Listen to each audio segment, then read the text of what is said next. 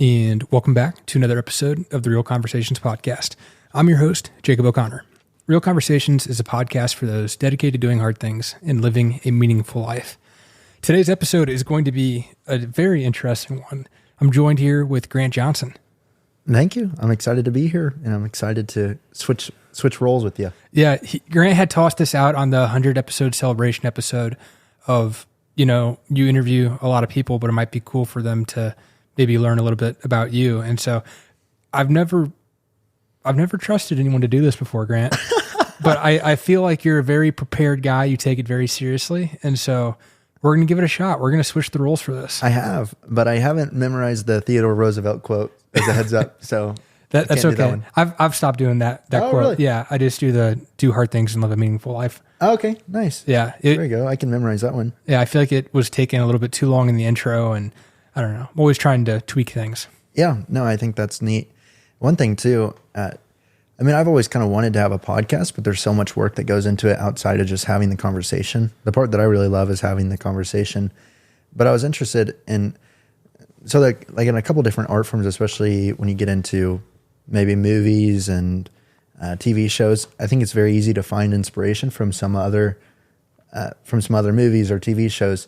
What's it like with podcasts? Is it easy to look at other podcasts and then you see how their setup is, or you see how they coordinate things? How do you get inspired from that?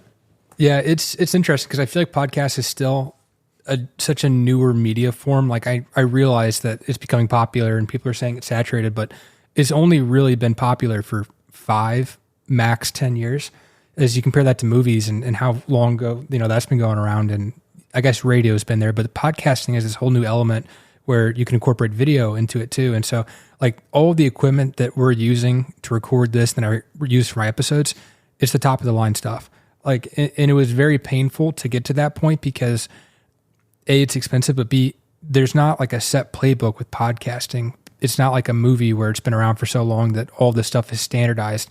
The production board that I use is by a company called Rode, and Rode's only been around doing podcasting stuff for just the last couple of years. And so like finding out what actually works and what the best people are using that have the most success has been super painful. And I've spent so much money like buying the wrong stuff and having to return it and then eventually figuring out what it is that I needed.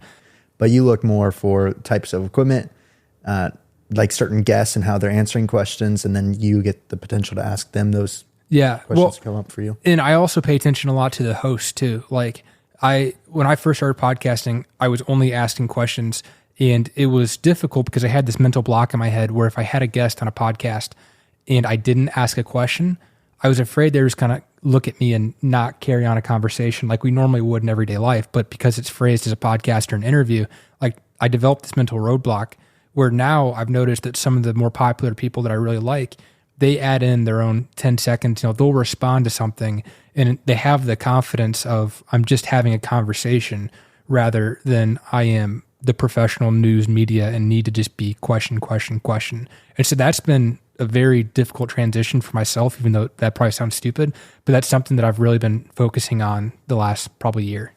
Yeah. Well, and that would be why you would listen to one person over another person, because you would want the experience that they have in order to ask questions, but also to have that conversation. Yes. I think that's a very fair point. And I'm hypercritical of when hosts are talking too much. Like you have a guest on to hear their thoughts, and because they're usually the expertise or the subject matter expertise for that topic.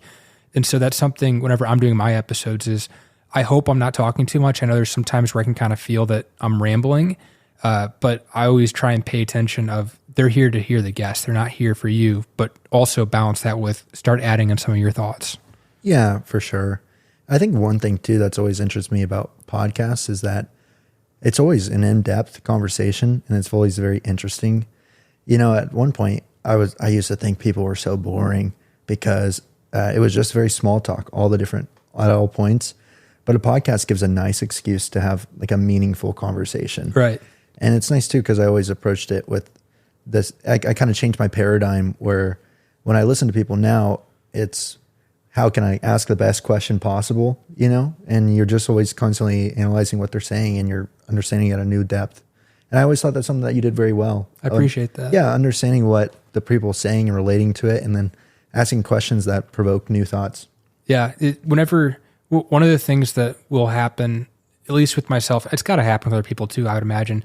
If it's a big guest in particular, you get so hyper focused on the interview itself that you're not in the moment. And so you're sitting there, and I don't use notes. I like to try and be raw and in the moment, but you're sitting there trying to think of what the next question is rather than listening to what the guest was actually saying. And so you miss out on an opportunity to dive deeper into something where they may have just mentioned it at a high level. You miss the opportunity to provide your own feedback on that. And then most of all, like the most important part, like you're saying, you're not present in the conversation, and you have the opportunity to have a very meaningful conversation with someone that you hopefully respect and find interesting.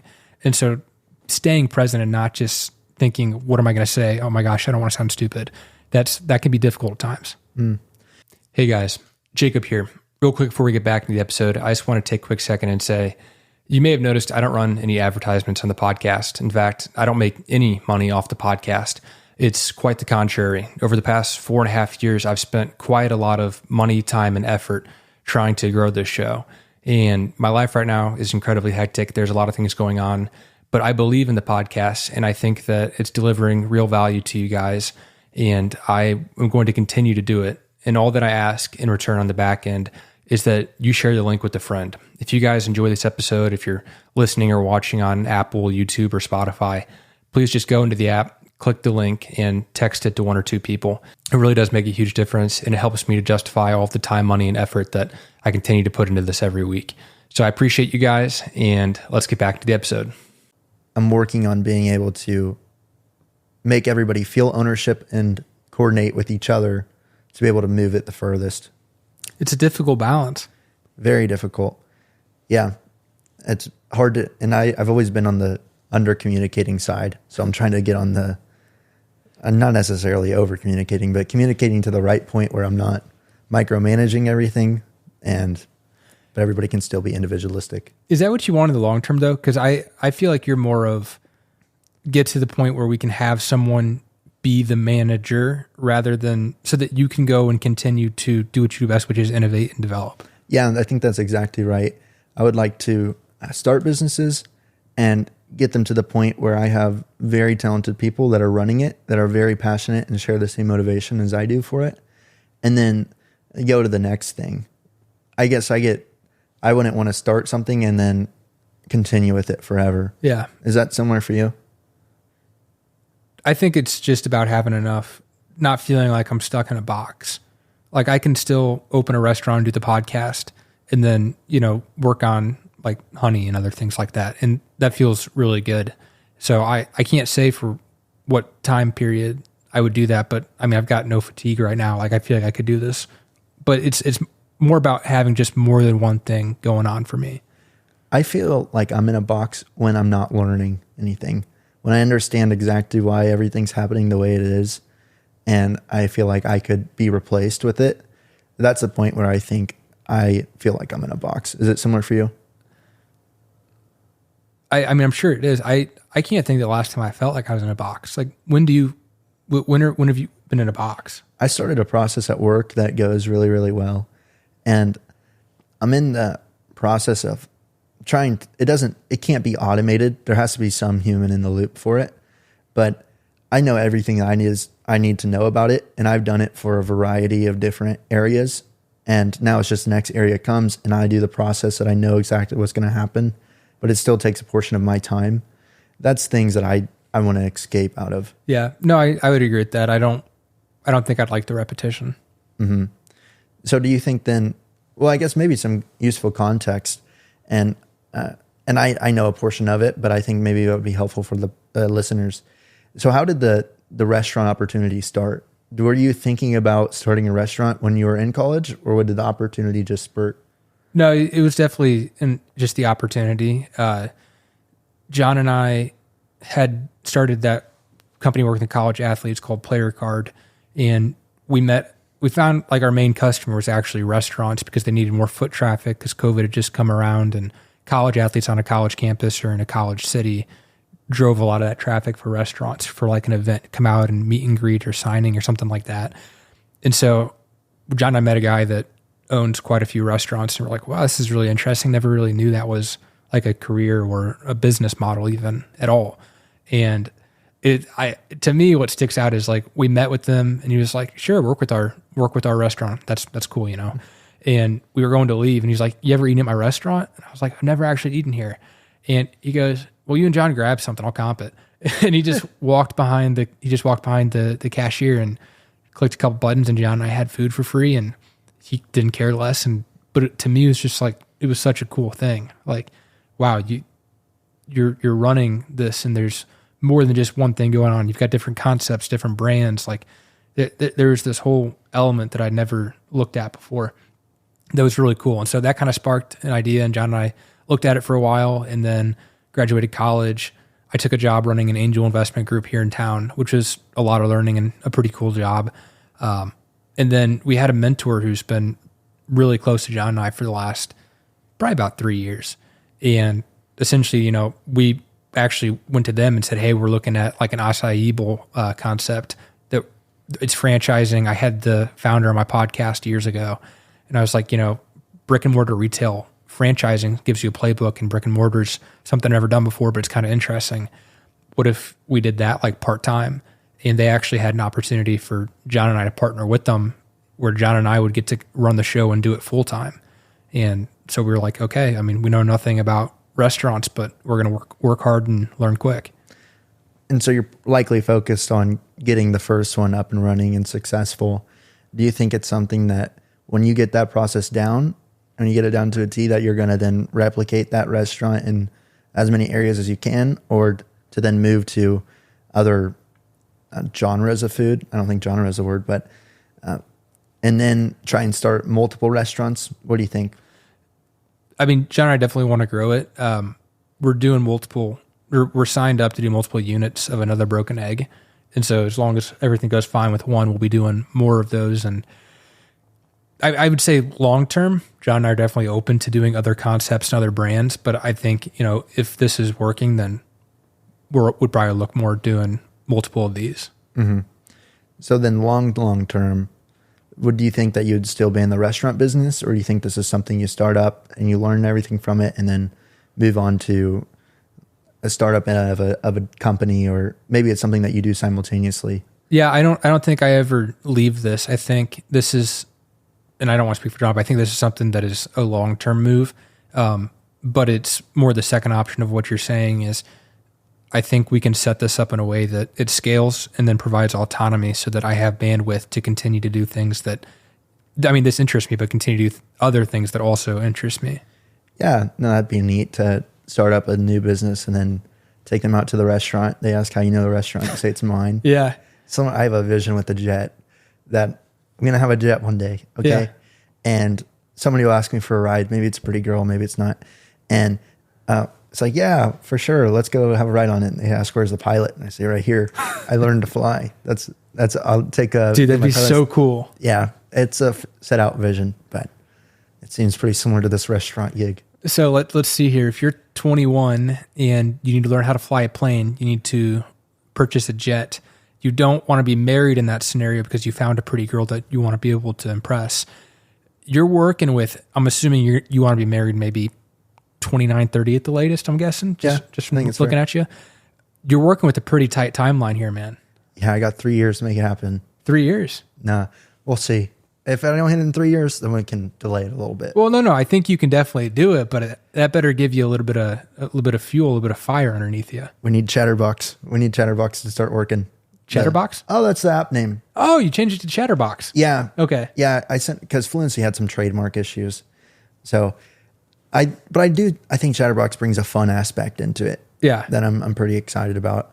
And I surveyed a bunch of people and it came back as definitely the winner of it. Good. Yeah. Let Chatterbox take off and then get your jet. Yeah, and then get a jet. Will you give me rides? I'll fly you. Okay. Yeah. Dude, that's all that matters. Yeah. Oh, that's funny. So you mentioned John a minute ago, and I'm interested, and I know how you guys met, obviously, and you probably explained it on the podcast a couple of times, but it may be worth noting again.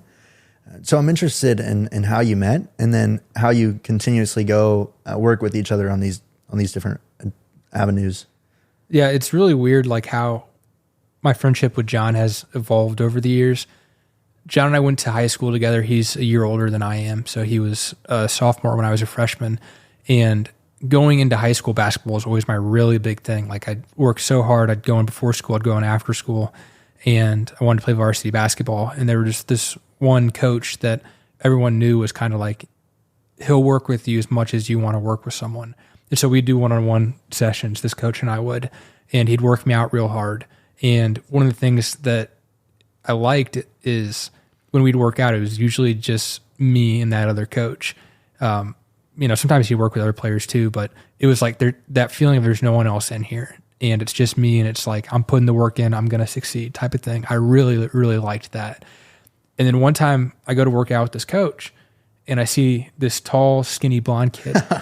And I mean, he was 6'7" and 175, 180 pounds. Wow. Very skinny. And I was like, who is this guy? I don't know if I've ever seen him before. And what is he doing during like my one-on-one training time? I was a little bit upset, low-key. And, and the guy's name was Tori, the trainer. And Tori was like, this is John. He just transferred in. And did he transfer in the year before and I just hadn't met him yet? There was anyways, he was new to me at least. I'd never seen him before. He started working out with Tori, and then him and I started working out because we were both working out with Tori. And I got to know him and ended up liking him, even though at first I was like, you're taking my spotlight, man. Oh, that's funny. But he turned out to be a really good basketball player. And so probably like, I don't know, a year and a half, right around the time I got my driver's license, we became pretty close friends. And then we started doing AAU, like competitive select basketball together. So we were now playing together during the school year, and then we were playing outside of the school year, and we'd work out together. And he was just always down for a good time. His extended family is from like a rural area in northern Illinois that ended up being 30 minutes from where my family's from in northern Illinois in a rural area. And like our families used to apparently shop like at the same supermarket. And like, it was just this odd parallel situation where we had very similar values, very similar upbringings, very similar families. So what makes you guys continuously work with each other? I don't know. Just like, it just works. Like you don't have to worry about trust when it's someone that you've known for 7 years and the relationship wasn't built on business or money. It was built on basketball and girls and just fun stuff, you know? Yeah, absolutely. Is the way that you guys work pretty similar to each other, or is there ways that he's good at something and you're not, or vice versa? That's where player card comes in, man. You need a stepping stone for everything. When John transferred to Wichita State, he was at Illinois State prior to that, and he transferred. We started doing player card together, and we had very similar skill sets, like just business administration major. Just think about that. Like, sorry, but that's a very general thing, and everyone's probably doing the exact same thing. Like, there's no emphasis. You're not doing finance, you're not doing real estate, you're not doing accounting. Like, it's just everyone's got the same skill set. And him and I both worked really hard, but we were pretty much doing the same things. And I know that was frustrating for both of us. And then just like weirdly, naturally, we never knew we'd work with each other again, but our skill set started to slightly go in different directions. And he ended up picking up, I don't know if it was a major or an emphasis in real estate finance, and that brought along new skill sets. And then I started looking in other areas, and like now we complement very well. And it was not that way in the beginning. So when you think of him, do you think of like yourself but taking care of other things that you don't have the time for? Or is it more that I recognize I'm not good at this aspect of it, I'm going to have John work on it instead? I don't know. There's a whole lot of that yet where it's like you've got your own department or section, because right now it's all hands on deck. We're both learning what the heck's going on.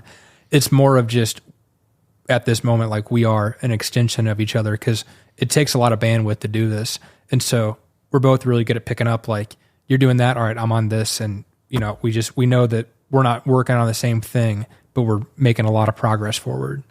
Yeah, that's nice. And it's similar to my relationship with ChatGPT, if I'm being honest. ChatGPT. Because, I mean, you guys both think very similarly. And it's just I don't have the bandwidth to be able to do write hundreds of lines of code very fast, but if I can explain it in a form that I can trust that'll write it well, and then obviously I test it and supervise it and that type of stuff, then it makes it so I can program 10 times faster than I used to be able to. Yeah. I don't know how accurate that number is. It seems like with your and John's relationship that you guys are that it's more giving yourself extra bandwidth and understanding that these are not things that can be automated right now, but there's a lot of them. And so it gives you both plenty to do, I'm sure. Yeah. Well, in the long run, as this grows, we'll have more opportunity to diversify our skill sets even more. Right now, it's just like do whatever it takes to get open. But I'd also say like the benefit of doing it together is that you've got someone with a shared experience. Like loneliness is a very real thing in entrepreneurship that I've always heard. And it's not been too bad, if I'm being honest, doing it with John, because it's like there's always someone that understands exactly what's going on. Yeah, for sure. And I bet it's nice too that you're both going through very, very similar situations. It's an example is when I'm starting up this Chatterbox stuff, there's times that people are like, oh, ask Grant. It's like, boy, do I know. Everyone just looks at you and you're like, I have I'm very set on the vision, but the details can be very flexible. Yeah. I think that's Jeff Bezos' quote or something. Yeah. Yeah. That's how it is for John and I too, except for it's us looking at each other like, I don't know. And he's like, I don't know either. That's me looking in the mirror and then turning around and saying, okay, here's the plan. That's you looking at ChatGPT. Oh, that's funny. That's funny. Speaking of the AI integration, I like just learning about people in different spaces with like AI. Do you think, now that you understand more of what's going on behind a restaurant, do you think there will be what can be automated and what can't, I guess? And that's an open-ended question. Let me know if you need me to specify. That's a question that I'm not going to be very good at answering because I'm just now learning all the processes myself. I feel like I need more experience to be like, yeah, we're going to automate that. Yeah, no, that's fair. That's very interesting. Yeah, and part of it too, it's just interesting because we're at a place now with AI where it's very hard to predict what it'll be in 5 years, which has never been able to be said in a lot of different spaces. Even with maybe planes, you can understand what the current things that are being worked on for a plane are and when those are planned to come about, but in an AI, like 5 years ago, it would have been hard to predict where it's at now. Yeah, it's grown so quickly. Yeah. Yeah, so I just like asking people from different spaces where that'll be. But maybe that's something for our next podcast. Yeah, ask me down the road. I'm not sure. Yeah. You mentioned the honeybees. What's going on with that? I've seen a little bit of it on your Instagram. Dude, bees are so cool. Like they're so good for you. They're so good for the earth. I sound like a hippie. So as I mentioned before, my family traditionally has been farmers. And so there's a family farm up in northern Illinois in Kankakee, which is like 45 minutes south of Chicago. And one of the things that is good for we don't do livestock, we do agriculture. So like winter wheat, soybeans, field corn, and then we do maybe like 80 ears of sweet corn just to keep in the family. And but one of the things that's really good for agriculture farming is bees because they pollinate and they spread everything. And, just bees are really cool. Yeah, they're awesome. And so my uncle started incorporating a couple hives onto the farm for the benefits of the farm, but also the byproduct is the delicious honey. And so he started jarring honey and giving it to the family, kind of similar to the sweet corn, of how that's just a benefit of being in our family. And so I started eating honey, and I never liked honey. I'd only ever had the artificial honey with the preservatives. And to me, it was just like a different form of sugar, and it wasn't really that much healthier.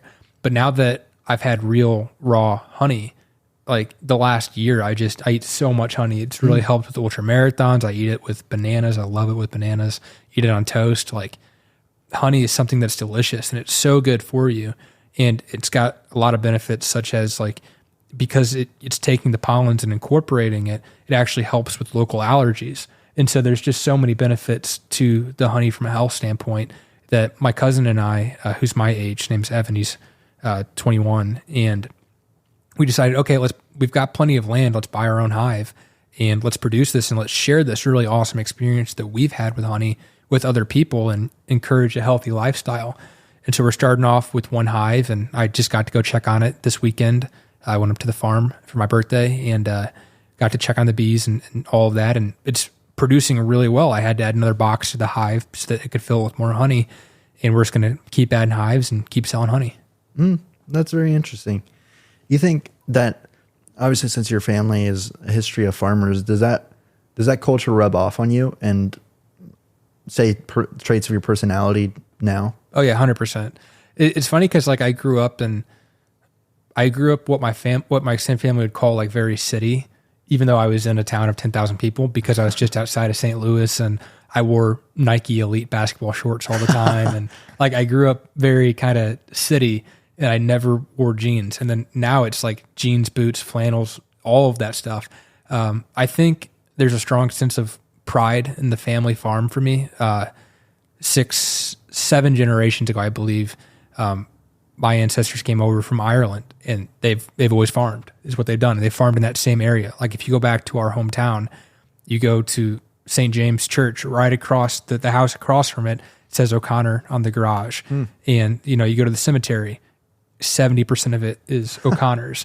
And the joke is you don't date anyone from my hometown because we're probably all related.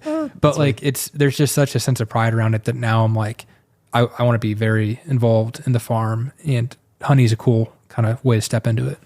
Well, and it seems like with farmers that they're not afraid to get their hands dirty, grunt work, late hours, those types of things. You think that that's something that you share with your family? Oh, 100%. But it's yes, but because I haven't experienced it directly, like I try and spend a couple weeks each year up on the farm working, like total throughout the year. It's gotten harder now to do, but in the back of my mind, like I know if it's 4:30 during harvest and it's not raining, like it's ideal to go harvest. I know my uncle's out there at 4:30 in the morning. I know my grandpa gets up and gets out there even at 80 years old. And my dad grew up on the farm, so he's very much got that same work ethic. And so it's like, I don't want to be soft because I didn't grow up on the farm. And I know how hard my family worked and previous generations worked. And yeah, it's definitely kind of become like a competitive thing for me that like I want to know that I have the work ethic that it could take to work on the farm and that I'm willing to work just as hard as my family's had to previously. Yeah, that's very neat. That really is. And it's interesting too, seeing the different cultures and what can be passed on easily and what can't. For example, I'm sure there's lots of Irish cultures and traditions that you probably don't practice. Right. But it's neat to see that like the hard work and personality traits of everything associated with that can still pass on through the generations, which is very prideful, especially with farmers and even Irish in general. It really is wild. Like growing up, I don't know how I missed how cool this is, but now I see it very clearly. I'm very interested in our family history, and as people in my family get older and they look at succession planning and continuing the farm and everything like that, I just feel like it's a really, really cool thing that I want to see it keep going. Yeah, it's interesting too, because one of the reasons I like to travel is because I like to experience different cultures, and I really enjoy that. And then I went to WSU and I found that there's people from Spain and there's from Colombia and pretty much any country you can imagine. And I just love learning about the cultures, and it kind of shifted my paradigm where I don't necessarily need to travel the world, but the world's here and there's cultures everywhere.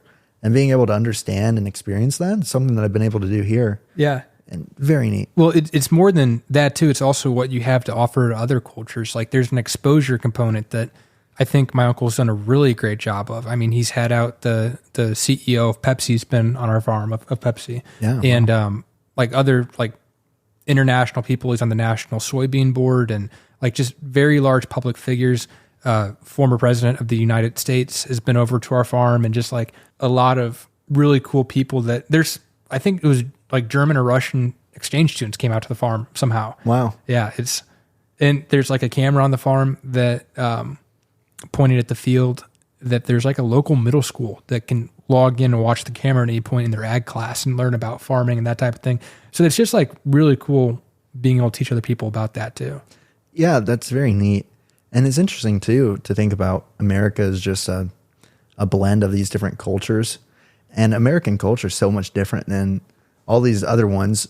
because we may not have the long-standing traditions that have gone on for centuries.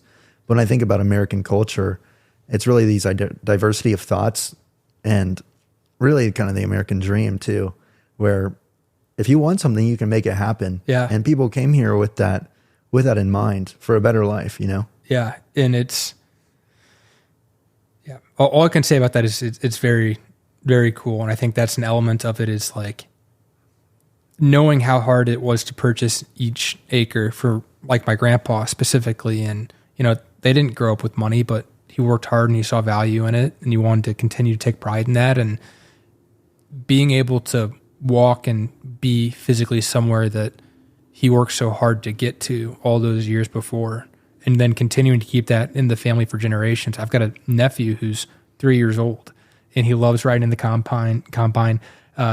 Big milestone last time he went out there, last time that we were all out there, he peed in a field for the first time. Oh, nice. And it's like, you know, it's the little things like that where most people don't get to grow up with the exposure of farm life and do that. And we used to do like a corn maze and you'd have to, and there was hay bales that we'd play in up in the barn. It's like all these little things that I took for granted. And now it's like, that's really unique. Yeah. And the opportunities that can come from it too.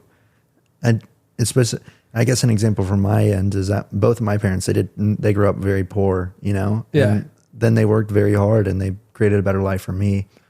And I think it's common to just take that for granted because you didn't have the years that you didn't have like hot showers, that type of stuff. Yeah.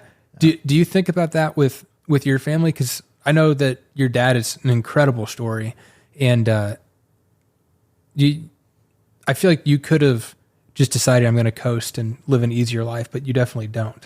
Well, I'd like to pay those opportunities forward, I think is my biggest thing. And empowering people to be able to be what they want to be, I think is what I'm really passionate about.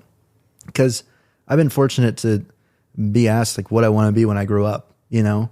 And that's a question whenever you're satisfied with where you're currently at and you can have these possibilities. But a lot of people around the world, they're more caught up in surviving. Yeah, that's a very good point. Yeah, it's something I'm very passionate about. And I can see how the app helps with that. Language is the first barrier to entry, I think, for a variety of different opportunities. Because if you want to succeed in as a professional, then you need to be able to speak your language in English in the market today. And right now, that opportunity is just given to people that go to private school or have to seek out education. And a lot of people can't afford that.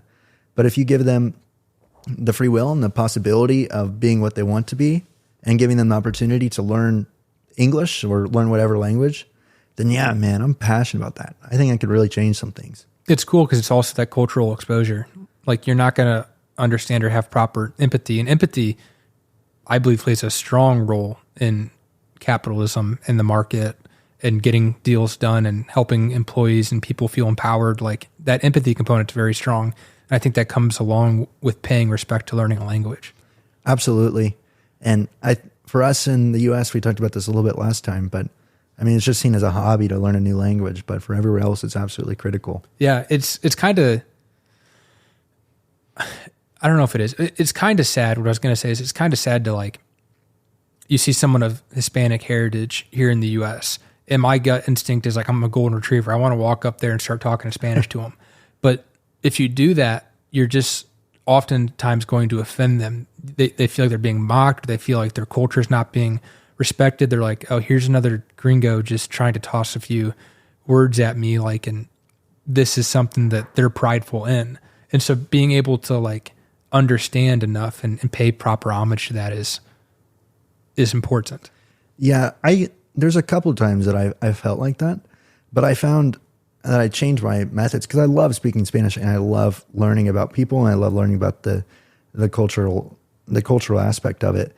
And so I always come up and I let them know, as like, hey, I'm learning Spanish. Yeah. Can I speak with you?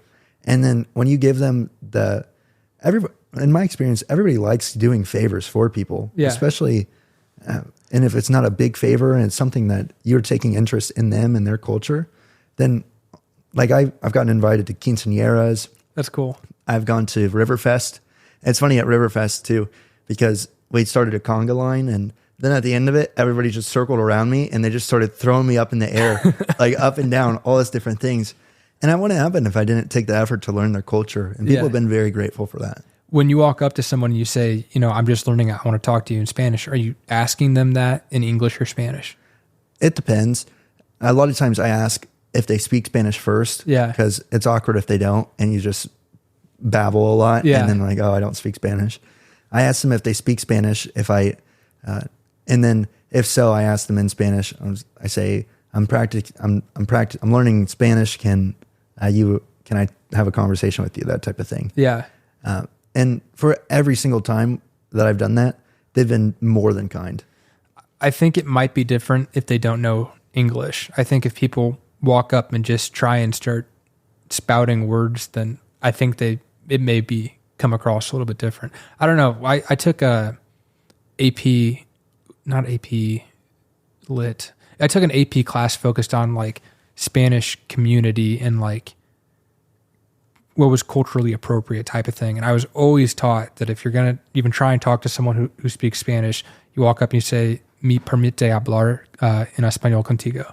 Like you ask them that permission first and like you say it in Spanish. And I don't know. I just always try and be careful about it. Yeah. Well, I think too, and a lot of the people that won't speak English, they don't necessarily have the highest jobs in the hierarchy of things. But if you flip that for them where you say like, I'm learning from you now, then they really enjoy that from my experience. And it could be different for everybody else. I need more reps. I've been out of the game. You're more in it. You're probably more accurate. Maybe. Maybe I'm just very lucky with the people I met, but everybody I've met in that situation has been very, very nice. Yeah. Yeah. That's good. So I have another topic that I want to talk about. And so it seems like do you consider yourself to be more a jack of all trades, master of none? Or do you like to master things and then like become a complete master in that, I guess, in one area? And then when you become a master, then you may move on to the next. I'm very conscientious of jack of all trades, master of none. Like that's always ringing through my head when I'm like, oh, I'm going to do that. And then I'm going to do that. Like I have a lot of energy. And like I've mentioned before, just doing one thing makes me go crazy. But I will say that I do think you can be really good in a couple areas, maybe like 2, max 3 areas. You can be really, really competent in them. And so I think I would be hesitant to say I'm a jack of all trades, master of none. Like if I look at learning accounting, learning legal, learning economics, business, that to me is like I am building the skill set of being a good business person. Mm-hmm. And so I think that's like a category, and those are just the components of it that make you a better. It's like when you're playing basketball and you only have a jump shot. Like you should probably learn how to finish through contact. You should probably learn how to play defense and make a complete player like Michael Jordan did. Mm-hmm. And he's regarded as the greatest of all time. And he had all of those skill sets and not just Steph Curry, who is really just known for shooting super well. I mean, I know he's a great passer and he's got great handles too, but like you think of Steph Curry, you're thinking of shooting. Mm. And so I think that's kind of how I've tried to look at it, is like pick 2, 3, 4 things and just go really, really deep in them. Yeah. So yeah, probably is a combination of the 2 of them then, right? Because I was expecting kind of a master of one, where like you take the example of running, then you do the very extreme version of that, where you want to do it to its best. Yeah. But that's like running 1, business 2, podcasting. Yeah. Like, I don't know, I guess maybe the parameters on the question, maybe I misunderstood, but to me, like there's more than one area that I'm constantly trying to get super, super good at. Yeah. And I guess maybe I come from it from my perspective, where I like to understand it and be pretty good at it and then move on. You like to see it through and finish it. Yeah. But I mean, another rabbit hole, can you ever really finish something? Or could you always just get 1% better, 1% better? I think there's things that you can, the way that I consider myself whenever I finish something is when I can hand it off to somebody else and I don't have to worry about it. I don't think, there's some examples that is maybe with running, you do 100 miles and then why not 150? Those types of things. So I think maybe we're just in different fields. Yeah.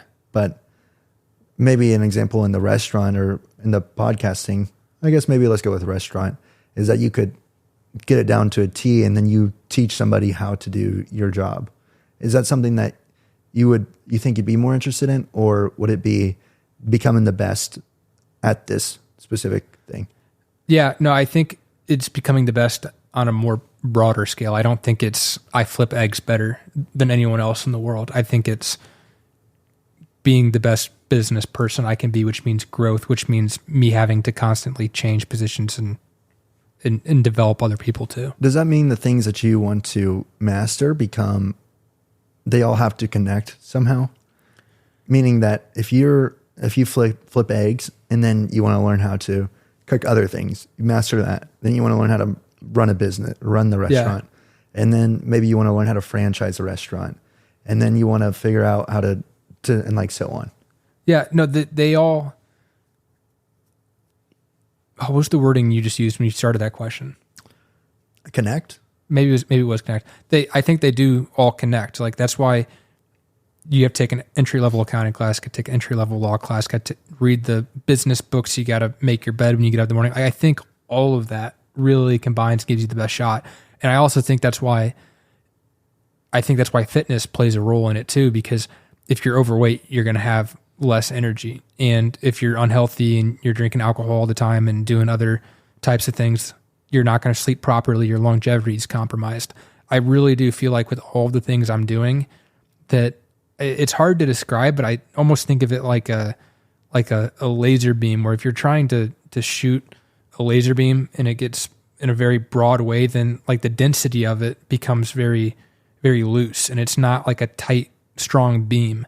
But like if you're doing all of these things in a narrow alley, then like it's much stronger beam and it can go much further. And I feel like with working out, with taking care of health, and with business, and I think that spiritually religion plays a role in that for me too. I think really working on those areas will allow me to have longevity and be the best version, chase whatever potential I think I may have. And the way that you described it is that it doesn't have to be master one all the way and then move on to the next. There's these series of things and they're all improving at the same point. Yeah, I think so. I mean, it's difficult because part of my brain wants to say, then you should be doing everything at once, but you can't do everything at once. Like you really have to say, this is what needs to happen right now. And it's probably more like a pyramid where you got to set a wide base and then continue to narrow it until you're really strong, but you have all the foundation underneath you. Yeah. Well, so then my last question is, and I'm not even sure what time it is, but so like, why do you do what you do?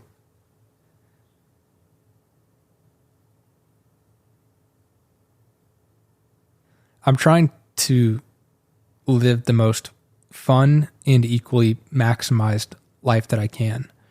And I feel like I've thought through a lot of things, and in order to do that, you got to try harder than other people. You got to meet more people. You got to learn. Like, you can't just live on Paradise Island where every day you're drinking 4 energy drinks and then at night you're going out with friends and drinking a bunch of alcohol and then just eating a bunch of fast food. Like, that works for a day, that works for a week, max a month. But I think doing all of these things allows me to have the best shot at living the type of life that I want to live, which is one where I can do what I want, when I want, with who I want to do it with the understanding that I have all of those foundations underneath me, that health, spirituality, business, family, I got to keep those in check. But if I lay the groundwork now and I can get those areas semi in check, and I know you're constantly always improving, but if I can get a strong foundation underneath me, then I can live in a manner that's pretty free and live in a way that's fun. And so like right now, this period of my life, I think about it as the sacrifice of the present for the future. At what point do you start reaping the benefits of the future for what you've done in the past? Oh, at this point, it's pretty frequently. Like I feel like going very hard in my life and intentional with what I was doing, like when I was 16. And then now, like everything is in proportion. So I took small, consistent actions when I was 16. Now I'm starting to see small, consistent results of, I had this awesome opportunity with the restaurant. I get to meet with these insane people that I never thought I'd get to meet with. I have the podcast equipment I've always dreamed of. And it's like, I don't take those things for granted. And now that I'm taking larger action, then 7 years from now, I'm going to see a more proportionally large outcome from these actions I'm consistently taking. And it's this conversation around momentum and a snowball that with consistent action just continually gets larger. So when you say sacrificing the present to reap the benefits of the future, does it feel like you're sacrificing? Sometimes, yeah. Like sometimes it'd be more fun to go do other things and to maybe be a little bit easier on myself and to focus on more things that people my age focus on. But I think it pays off in the long term. And I think I still have a fair amount of fun now just in what I'm doing.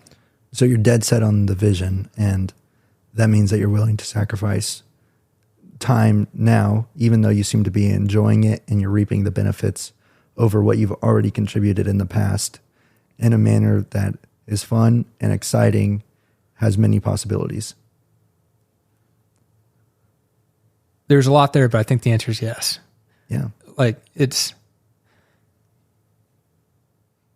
I think I've also done a decent job of knowing that if I'm going to work hard, it better be on things that I find fun and interesting. And so I guess to give a more specific example, I graduated college in 3 years and I didn't do a whole lot of partying. I didn't go out and, do a lot of typical things college kids would do.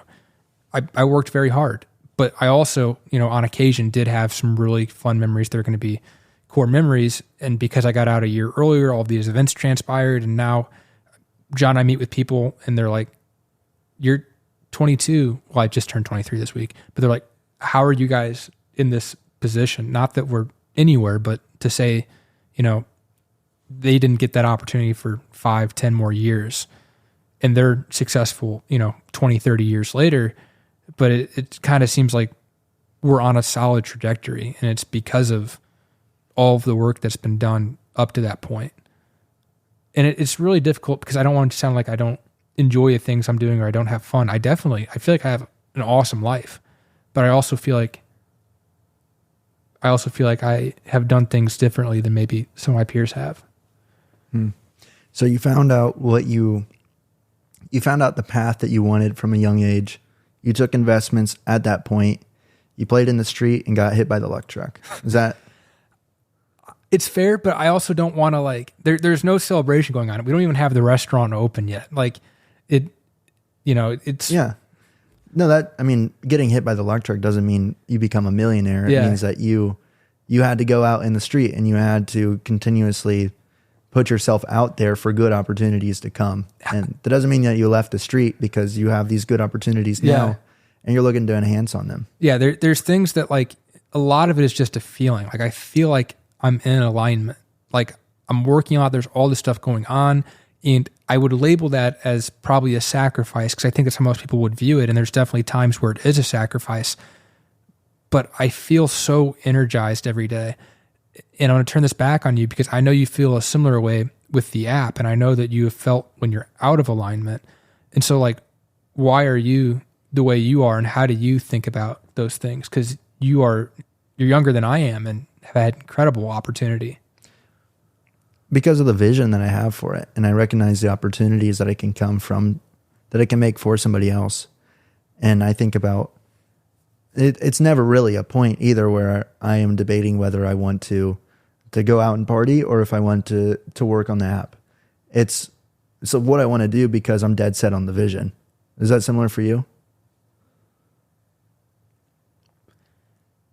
It is, but I would say it's also not I used partying because that's the first thing that came to mind. It's, my family lives in St. Louis and I don't get to go home and see them as much as I'd like to because of how much I'm working. That is a sacrifice that I don't want to regret. And so I'm doing as much as I can to make sure that, I'm seeing them. And if that means I have to make 17-hour trips and only see them for a couple hours, whatever, I'm doing that. But that's not, if I was taking a typical job or doing something different, then you would have PTO, you would have set days off, but I also wouldn't have the opportunity that I have. So yeah, it's a little different. Yeah, because we use the example partying because that's something that's on a continual basis is pretty bad for you. But there's sacrifices that you make that are good for you. Yeah. And because you want to see this vision come out. Yeah. And it's things like, if you had a more standard job, you could work out when you wanted to work out, but instead you got to do it at weird times, or, there's just a lot of different little things to come from it. But again, on the backside, like there's really crazy opportunities that are hard to describe that you get to. I gotcha. If I understand what you're saying correctly, and maybe to recap kind of the topic of the last part of the conversation, is that you have a vision, and that vision is to be able to do what you want when you want to do it, and to share those results with the people that are closest to you. And in order to do that, you're having to make sacrifices now. You're enjoying the process of it. It's exciting, and there's new possibilities, and it's changed your ways and gave you new opportunities in ways that you couldn't have imagined when you were 16, when you started implementing these habits. And you're continuing to implement these habits on a daily basis and expand on them in order to have the continued success that you've had so far on that exponential basis that you've seen. Fantastic explanation. The only minor tweak is you said those that are closest to you will reap the benefits. I mean, I want to be able to make a large impact for others, like not being someone, but be able to help a lot of people. I mean, I know it's important for you. That's also very important for me. But other than that, very, very good summation. Well, it's been a pleasure, Jacob. This has been a lot of fun. Thanks for having me on, Grant. All right. If you guys enjoyed the episode, you can find me at Jacob O'Connor. Grant, where are you? Grant Johnson Creates on Nice. my stuff, yeah. All right. This is, let us know what you think. If you want more of these, or if you need me to shut up and get behind as the host and just ask questions. Get him out of here. Grant's not good at this. That's what we're going to see in the comments. All right. Thanks, man. Thank you.